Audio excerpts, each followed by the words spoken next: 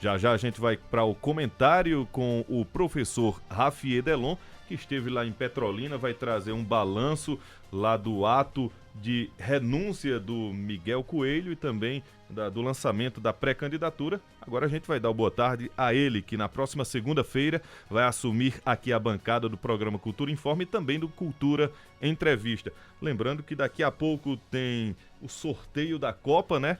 E Isso. A gente vai comentar com o Wilson Bezerra, Antônio Carlos, com Tony Maciel e com Fúvio Wagner no Cultura Entrevista. Boa tarde, Tony, bem-vindo, seja bem-vindo à Cultura e também ao programa Cultura Informa. Obrigado, jornalista, né? Radialista, cantor, músico, assessor né? de imprensa, enfim. Enfim, só falta dizer que eu bebo café. Muito Também. bem. E sem açúcar. Não, eu sou aquele viciado que ainda não se acostumou a beber o café sem açúcar, mas boa tarde, André. Boa tarde, Dido, que Boa já tá tarde, aí com as Tony. malas prontas, né? A gente já sabe que Dido, a partir de domingo, amanhã ele ainda tem trabalho aqui na Cultura, mas a partir de domingo ele já pega a estrada, vai pra Paraíba. A gente já Isso. sabe, inclusive, esse destino final dele, Exatamente. né? A gente já sabe que é uma praia ali. Vou nem precisar de malas, né? É verdade, verdade. De bagagem. Você só precisa bagagem. da roupa da ida e da roupa da volta. Isso. A roupa do couro. Boa tarde, estou muito feliz de, na próxima segunda-feira, estar aqui oficialmente, né, na Cultura. Desde a terça-feira eu estou fazendo algumas participações juntamente com o Fúvio Wagner. E a partir da segunda-feira eu vou dividir a bancada com meu amigo André. Vai ser um prazer e eu espero que o ouvinte da Cultura também se sinta abraçado como eu tenho me sentido por essa equipe. O prazer é nosso, Tony. Para habituar os nossos ouvintes, você já falou também para os ouvintes do Cultura Entrevista, você já participou da prefeitura, da assessoria da prefeitura, de outras emissoras, também de TV, né? Tem um vasto currículo. Isso, eu trabalhei nas duas emissoras aqui de Caruaru, né? Fui repórter tanto da TV Asa Branca como TV Jornal. Na TV Asa Branca eu implementei um projeto chamado Você Faz a História, que foi um projeto bem premiado, onde teve uma repercussão muito grande. E na TV Jornal eu tenho alguns projetos que eu tenho muito orgulho de ter feito, que é o Natal para Todos, onde a gente fez uma série de reportagens, primeiro falando sobre a vida dos idosos, e depois a gente falou com as crianças, né, com as mães das crianças com microcefalia, que a gente sabe que houve aquele boom no estado de Pernambuco. Muito Então são importante. dois projetos de todas as outras, e fiz o Caravana, né, do Povo na TV, com o conhecido e meu amigo Dilson Oliveira, hoje concorrente, mais amigo também. Sim. Fora isso, o meu trabalho de assessoria, né? Inclusive a assessoria, já fiz assessoria tanto da Prefeitura como da Receita Federal e da melhor de todas, que eu ganhava em cerveja da Ambev. Muito bem. Rapaz, E ainda dividia com os amigos. Bom. Né? Porque os jornalistas, quando eu era assessor da Ambev também no período junino, a gente mandava sempre os kits aqui pro pessoal da Rádio Cultura. E jornalista bebe? Consome. Não bebe pouco.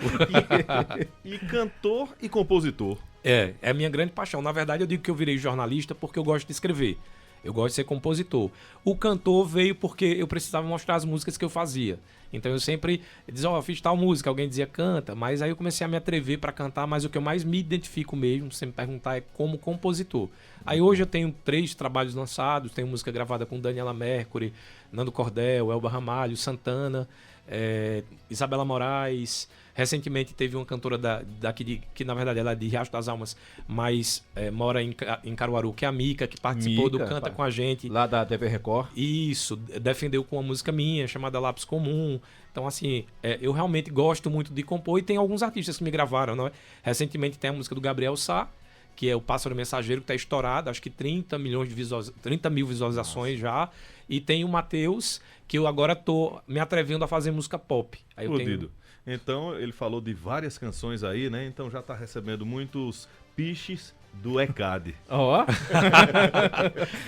Essa é uma tristeza ainda pra gente, pra e vida tem do sempre uma compositor. polêmica envolvendo o ECAD e essa questão, que às vezes o repasse o pessoal contesta, que às vezes a música toca muito e o valor que chega pro artista é bem inferior ao esperado. Tem um monte de coisa que envolve isso, não é, Tony?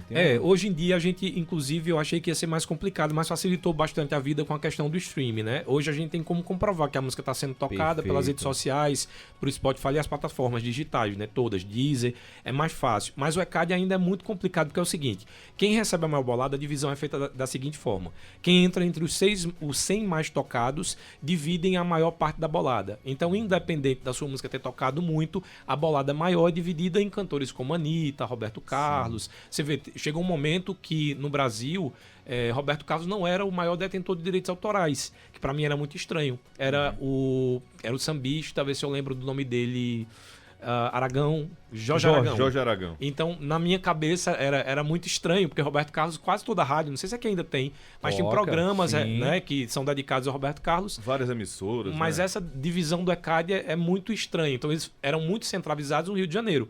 Obviamente, o Rio de Janeiro, o samba é mais forte do que o resto do Brasil. Mas com o streaming isso tem melhorado bastante. Tony, Dido, vamos fazer o seguinte, ele continua aqui Deixa na ele aqui já, porque Rafier tá chegando. Isso. Ele já vai começar aqui, já se enturmar com o Rafier, todo mundo. Então, vamos cumprimentar o nosso comentarista. Informa opinião. Então, Rafier, bem-vindo a essa roda que a gente forma agora.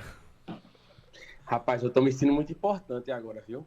Primeiramente, boa tarde ao nosso amigo Dido Montenegro, né, ao nosso querido André Santiago, e a esse talento, que não é um talento apenas da comunicação, é um talento da música, é um talento enquanto pessoa, enquanto CPF, enquanto CNPJ também, né? Que é artista, mas também é gente, é pessoa normal, que é o nosso querido Tony Maciel. A Rádio Cultura não erra uma, né? O Rafier, que bom. A gente já tinha aqui o Índio, que é cantor. Ontem, inclusive, teve o aniversário de 3 colegas, né, aqui na sala ao lado. E o Índio, o professor Irã Carvalho, tocou violão. Eu pensei que era o Índio Agagiano. Não. O professor Irã Carvalho, inclusive colega seu, né? Ele cantou aqui, o Tony também deu uma palhinha. Ou seja, quando precisar para show, você já pode chamar, viu?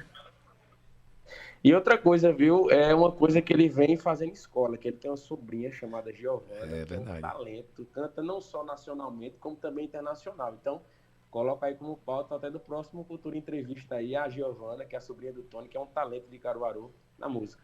Ela sim é cantora, Rafier. Obrigado pelas palavras. Você sabe que eu também tenho uma admiração muito grande por você. Eu fico muito feliz quando eu vejo que existem pessoas envolvidas na política, mas não só na política, mas na história de Caruaru, que tem esse reconhecimento pelos artistas e pela cultura. Então eu fico muito feliz de saber que você, além de ter esse reconhecimento, é um consumidor da música de Caruaru, que eu acho que se a gente não conseguir mudar essa nossa realidade e aprovar os nossos, a gente não vai conseguir ter uma mudança educacional na nossa terrinha. E Caruaru é um celeiro de artistas que a gente já sabe. Obrigadão mesmo.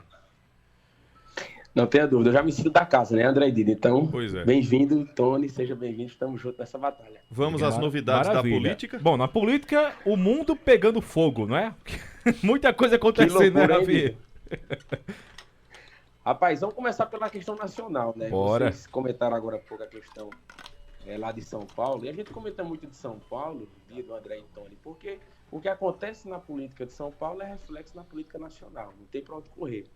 Nós tivemos aí uma quarta-feira pesada no que diz respeito a todos os desdobramentos em relação ao governo do estado de São Paulo, viu? E o PSDB, obviamente, tem reflexo direto não só em Pernambuco, mas também na política de Caruaru. Quando foi na quarta-feira à noite, o João Dória procurou o Rodrigo Garcia, né, que até então era seu vice-governador, companheiro de chapa. E aí, Tony, é importante ter memória e saber que Dória pediu que Rodrigo Garcia lá atrás saísse do Democratas para se filiar ao PSDB, para ser seu candidato à sucessão do governo do estado de São Paulo. E na quarta-feira à noite, o João Dória, depois de ter uma conversa com a família, com os amigos, decidido que não queria mais disputar a eleição esse ano, queria permanecer como governador do estado de São Paulo até dezembro, organizar a vida dele, realinhar as questões políticas e, obviamente, ao decorrer desse tempo, tomar uma decisão. Isso gerou uma situação muito desgastante do ponto de vista interno da política de São Paulo. Inclusive, o próprio Rodrigo Garcia já articulando junto à ALESP, né, que é a Assembleia Legislativa de São Paulo, um impeachment, né, o possível impeachment do João Dória, e teve uma repercussão nacional pesada no meio político em Brasília também, onde foi necessário o Bruno Araújo, que é de Pernambuco, que é o presidente nacional do partido, fazer uma nota confirmando, né, ratificando a possibilidade do João Dória ser o candidato realmente do PSDB à presidência da República para acabar com o mimimi, com a choradeira e com os comentários que estavam acontecendo. Porque em paralelo a isso também, é bem complexo, viu, Dido?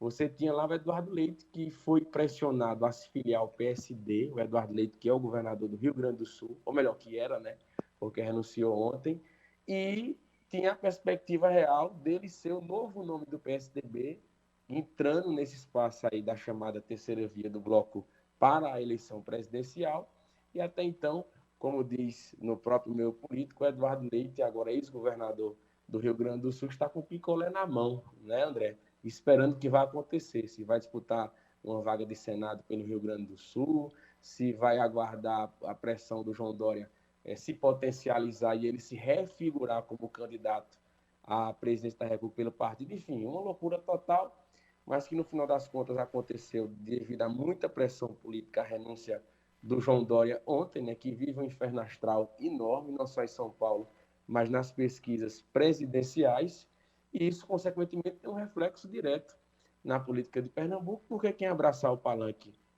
do PSDB em Pernambuco, que é a ex-prefeita do município, vai ter que ter a foto colada lá com o João Dória como seu candidato à presidência da República no santinho, no comitê, nas inserções, no guia eleitoral. Não tem como fazer uma campanha desassociada, levando em conta que o partido tem um candidato, ou melhor, um pré-candidato à presidência da República, que é o agora ex-governador de São Paulo, o João Dória. Esse é um ponto.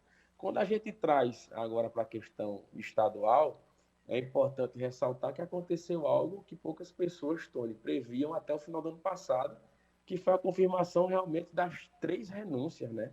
As pessoas apostavam aí, os mais matemáticos, politiqueiros, cientistas do estado de Pernambuco apostavam que no máximo 2 prefeitos renunciariam, mas acabou que os 3, acreditando, obviamente, cada um no seu potencial, um com a força considerável no Sertão, outra com uma força considerável no Agreste e outra, melhor dizendo, com uma força considerável na região metropolitana, obviamente Petrolina, Caruaru e Jaboatão. Eu pude acompanhar de perto, cheguei ontem do Sertão, do André e Tony, e pude acompanhar a renúncia, né, a desincompatibilização e a transferência do cargo de prefeito do Miguel Coelho para o Simão Durano. E fiquei surpreso, inicialmente, com a organização, com o planejamento, como Petrolina está bem cuidada, né? Eu tinha ido um tempo atrás, acho que 1 ano, 2 anos que eu tinha de Petrolina, e realmente é um aspecto de capital, é um aspecto de desenvolvimento, você vê realmente as coisas acontecerem, como se fosse uma capital de estado fora da região metropolitana. Então, eu acho que nada mais do que justo do que reconhecer o trabalho do agora ex-prefeito Miguel Coelho, que vai estar segunda-feira, viu, com o Tony Maciel no Cultura Entrevista, a partir das 14 horas, nessa estreia aí do Tony e, obviamente, conversando com a imprensa de Caruaru. Já adianto aqui também, é o primeiro veículo que eu estou adiantando, André, que na segunda-feira o Miguel Coelho vai ter um bate-papo com a imprensa de Caruaru, lá no Alquimia da Fazenda, um local que o Tony Maciel gosta muito, que é sócio mas lá. Segunda casa minha. Segunda todo casa. Dia tá lá. Então já adianto. Cardápio incrível. Vou reforçar o convite aqui com os amigos da imprensa, mas já aproveito a audiência da Rádio Cultura para convidar o Dido Montenegro, o André Santiago e o Tony Maciel para segunda-feira às 15 horas, depois do Cultura Entrevista, o bate-papo de Miguel Coelho com a imprensa de Caruaru, lá na Avenida Fazenda, que fica na Avenida Rui Barbosa, no bairro de Vinópolis. Mas, voltando para a questão estadual, o fator Marília confundiu tudo, viu, Dido? Ô, Rafi, antes da gente mudar para falar da Marília, eu queria já que você me desse um spoiler, vê. Os eleitores ficaram muito na dúvida. Quem Miguel Coelho vai apoiar para candidato a governador do estado? Você já tem esse direcionamento? A presidente da República, né, presidente da República, desculpa. Isso. A presidente da República, quer dizer, ele é candidato. O questionamento é muito inteligente, Tony, mas vai aguardar o procedimento agora dessa finalização da chamada terceira via, né? Como eu falei no início do comentário, você tem aí a retirada da candidatura do Sérgio Moro, que era o candidato do Podemos, tá? Então ele está fora do processo, é candidato a deputado federal, e você tem ainda uma articulação do PSDB a nível nacional, com o MDB da Simone Tebet e com o próprio União Brasil, que é o partido de Miguel Coelho, com a possibilidade aí de uma composição de chapa, com também pernambucano, que é o Luciano Bivar. Então acho que até amanhã está todo mundo ainda muito tenso, Tony, levando em conta o prazo final das filiações, né? Quem quer ser candidato a algum cargo eletivo de outubro tem que estar afiliado no máximo até amanhã, meia-noite.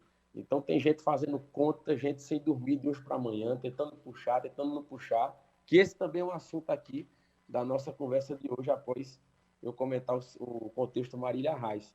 Mas a Marília tem surpreendido, viu, de André, de modo positivo aí, com adesões importantíssimas, inclusive já confirmando quem vai ser, Tony, o seu coordenador de campanha, que é o Marcelo Gouveia, prefeito de Paudalho. É um cara que tem uma dinâmica interessante, é um cara que entende do processo, é um cara que entende do jogo e, por tabela, traz seu irmão, o Gustavo Gouveia, que é deputado estadual atualmente, que já estava comprometido no próprio União Brasil e agora vai para o Solidariedade. E já antecipo também, né, até se tivesse a vinheta da bomba, a gente já podia soltar aí também, viu, André? Não sou o Davi, não.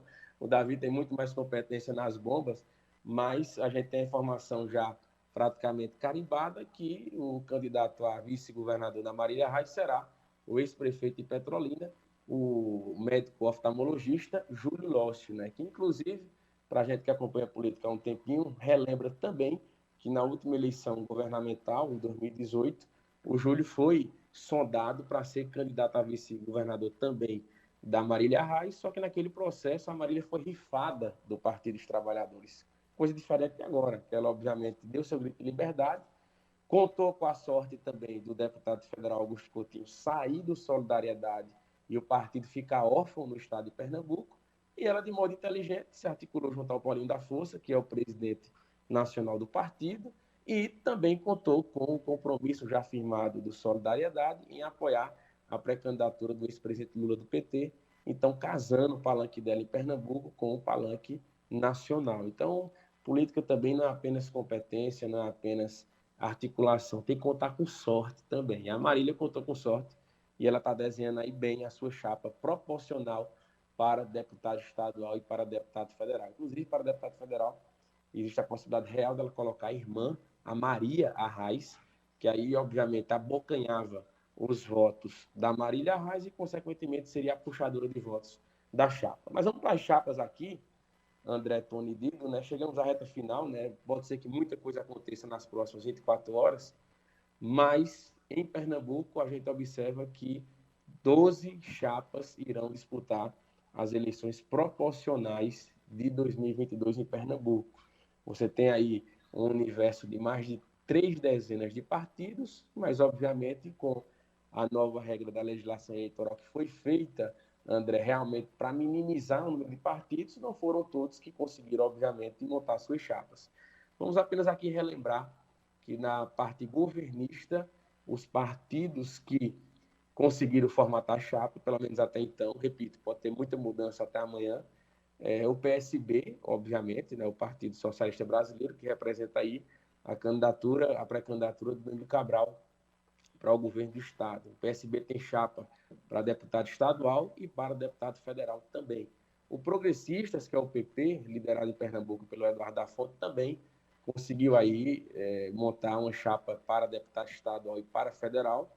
E vale uma observação importante, Dido, que é uma frente pró-Bolsonaro que foi criada dentro do PP com a chegada da Clarissa Thécio e do seu esposo Júnior Thécio, né, que são evangélicos, são pastores, e fortaleceram isso aí, tá? O Republicanos, que é o partido em Pernambuco liderado pelo deputado federal Silvio Costa Filho, Silvinho tem tido um papel também muito importante nas articulações, foi outro partido também que conseguiu montar chapa para deputado federal e para deputado estadual. A federação, né, que é uma nova ferramenta que a legislação permitiu a partir desse ano, também conseguiu montar chapa.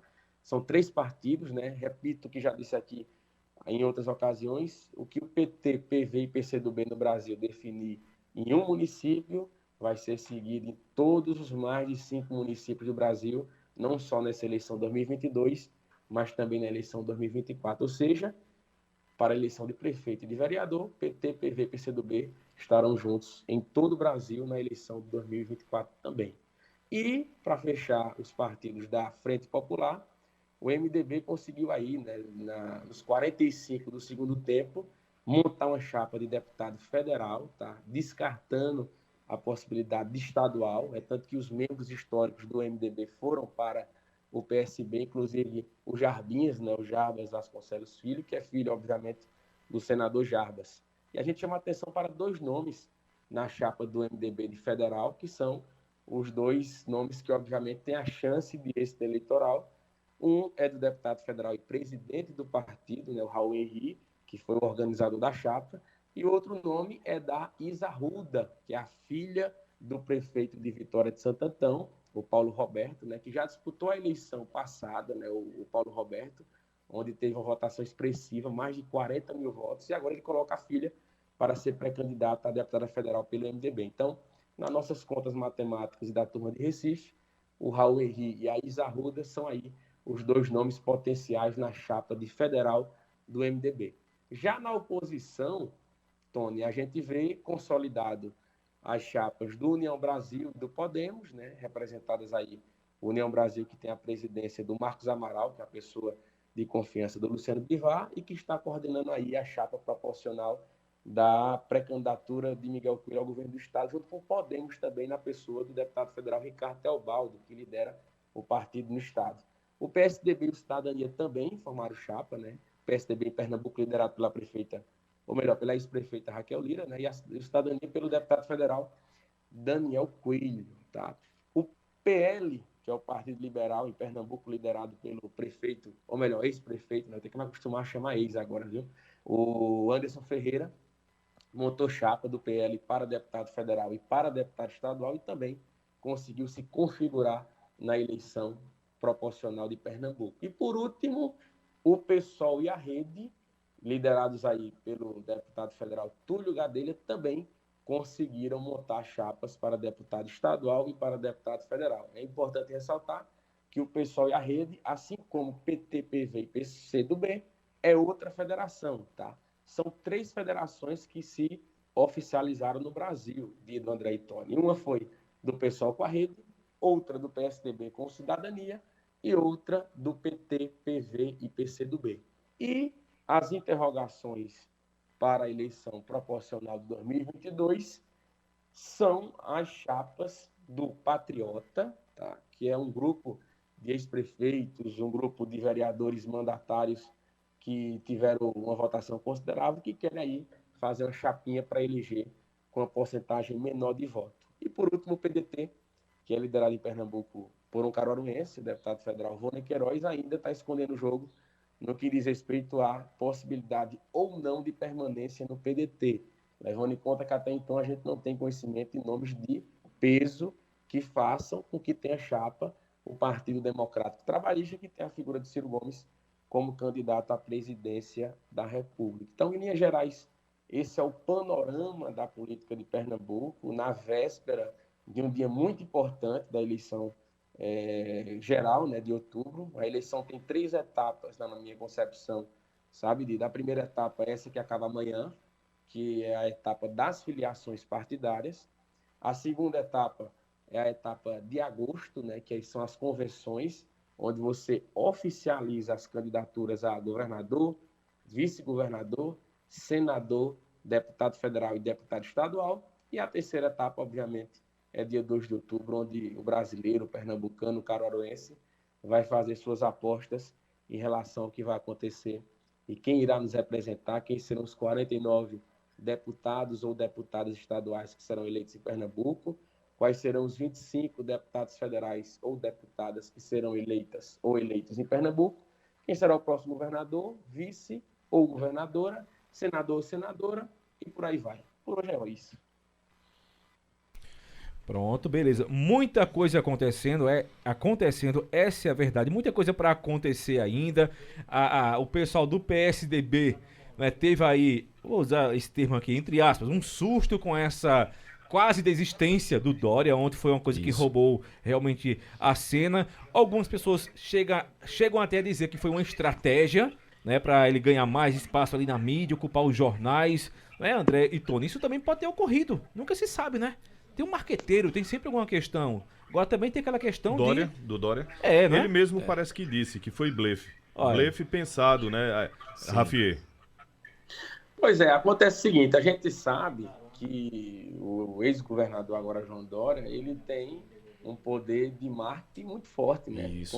Tony Maciel é comunicador profissional também, ele sabe que o João Dória, ele é marqueteiro por si só, né? É um mestre da comunicação. Exatamente. Mas a gente que acompanha a política nacional, a gente começa a pegar um pedacinho de um lado e um pedacinho do outro, soma retalhos e vê realmente que, pelo menos foi as palavras da Bia, né? A Bia Dória, que é a esposa do João Dória, que soltou o verbo na quarta-feira, né? Disse que gostaria de ter o marido de volta para o convívio familiar, gostaria de ter o esposo no cotidiano dos filhos, né? Coisa que obviamente a gente sabe que a política, Tony, consome, né, a vida pública. Então foi um desabafo, na minha concepção, no Estadão, no jornal Estadão, muito sincero, sabe, Dida? Na quarta-feira isso. Só que a pressão foi lá mais alto, né?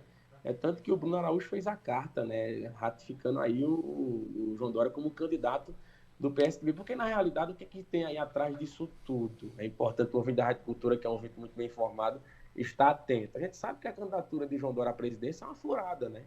Não sai do canto, ele não consegue passar dos 2%. Então, quem é que quer apostar numa candidatura falida, fracassada? Ninguém. E dentro do PSDB, o João Dória tem muitos concorrentes, muitos adversários, que estão articulando para passar a manga, né, como diz o ditado no João Dória, e colocarem de volta no play do processo o Eduardo Leite, que é o ex-governador do Rio Grande do Sul. Mas a gente tem que ser justo, de André. Quem venceu as prévias foi o João Dória, né, internamente, isso, que é a eleição que escolhe o candidato.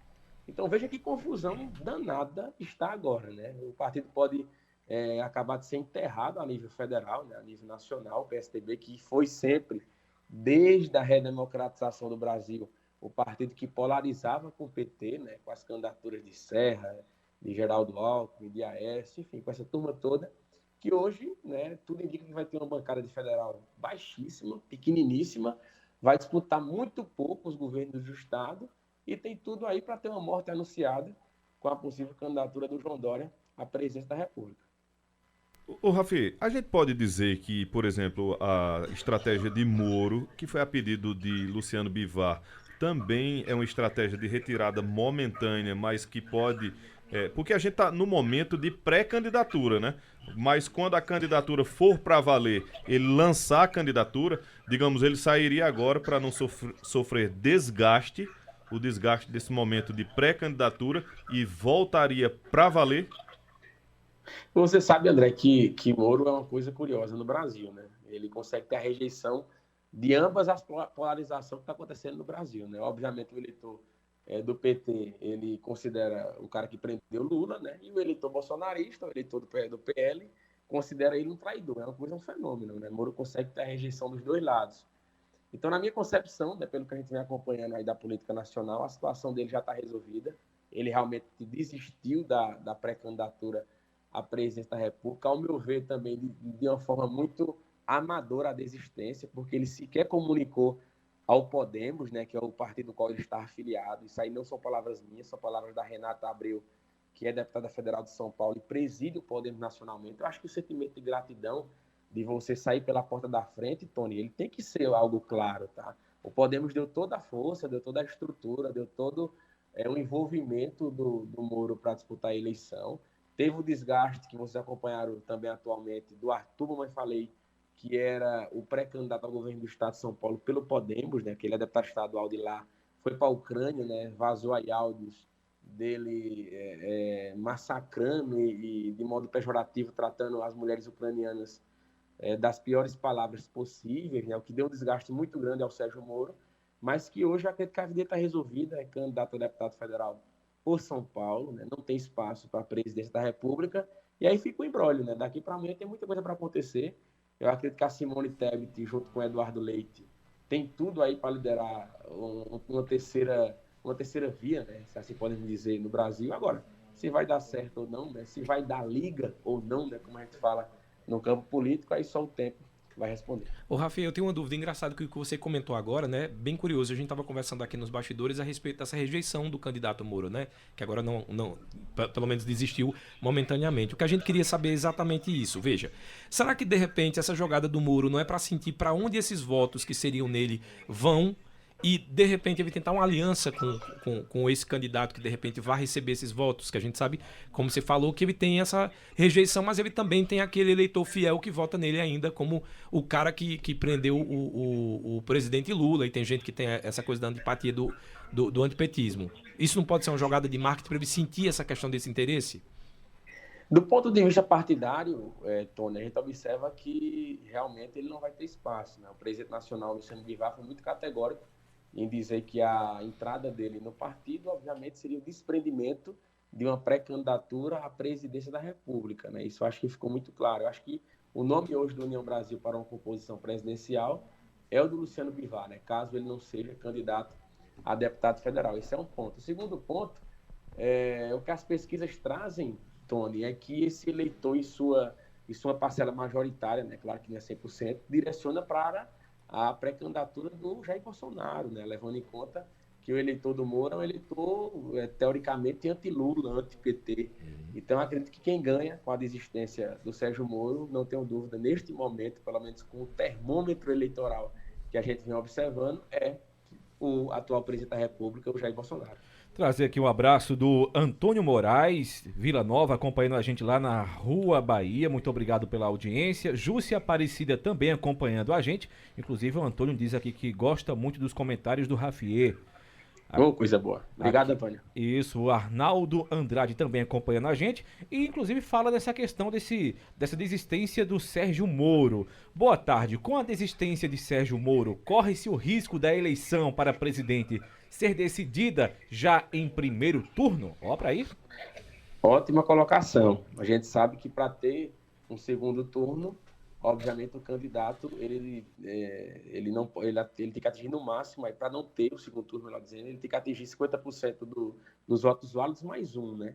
Então a eleição se caminha hoje para uma polarização. Se confirmar a polarização, aí vai ser o arremate no primeiro turno, seja pela pré-candidatura do PT ou pela pré-candidatura do PL, né? Dos dois.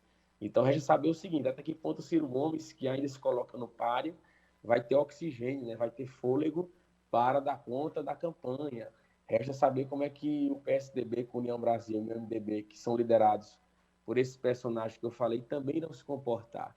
Eu acho que fragiliza muito essa situação da saída dos nomes que a gente já citou, e o que favorece aí uma polarização real, que já é clara desde o ano passado, de termos aí como presidente ou o ex-presidente Lula ou o atual presidente Jair Bolsonaro.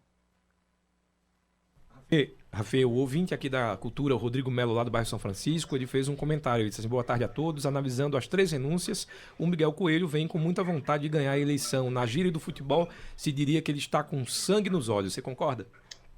É por aí, Rodrigo. Eu, particularmente, acompanhei Petrolina essa semana, né, como já citei aqui, e não tem como, Tony, a gente não fazer comparativo com Caruaru. Eu falo do ponto de vista administrativo, tá? Do ponto de vista de cidade, Caruaru, não tenho dúvida que é a melhor cidade do planeta, o melhor São João do planeta é nosso, isso aí é indiscutível. Mas a gente está discutindo aqui gestão, administração. Veja, lá existiu um processo de transição para o atual e hoje prefeito Simão Durando, tá? O Miguel Coelho preparou a casa para isso, tá? E eu acompanhei virtualmente alguns relances da renúncia da prefeita Raquel, passando para o ex-vice. E é uma coisa assim, é um remendo, né? A gente sabe que o atual prefeito agora de Caruaru é uma figura política que não tem tamanho, né? Que não tem liderança, que não tem o reconhecimento da população de Caruaru, né? A gente sabe disso e não é segredo para ninguém. Nas rodas de conversa que a gente sempre trata de gestão pública, de administração pública, de futuro de gestão, de atuação realmente de modernização, né? Trazendo as principais prerrogativas de uma Caruaru diferenciada, a gente sabe que o atual prefeito da cidade é órfão dessa capacidade, né? Ele é limitado nisso, e não culpo ele por isso, até porque ele foi escolhido, né, pela ex-prefeita para ser o seu vice. Mas a gente sabe que é uma situação delicada a gente ter o atual prefeito comandando a cidade de Caruaru. O Caruaru não é laboratório, sabe, André? Não é um município, com todo respeito, de 10, 20 mil habitantes. Caruaru é uma metrópole.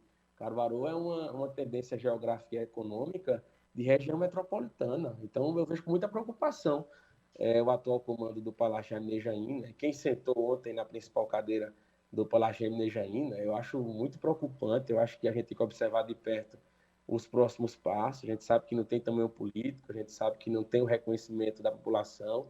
Eu acredito que se o prefeito da cidade hoje for na Feira da Sulanca, dificilmente será reconhecido, tá? Repito, não é culpa do cara. O cara foi colocado de paraquedas no processo. Teve tempo para aprender, né? 6 anos aí para aprender. Ao meu ver, não aprendeu. E, obviamente, essa fatura vai ser cobrada. E uma renúncia em Caruaru, a gente sabe, Tony, que ela é pesada. Nós tivemos aí um exemplo, há pouco tempo atrás, de um ex-prefeito que renunciou, tá?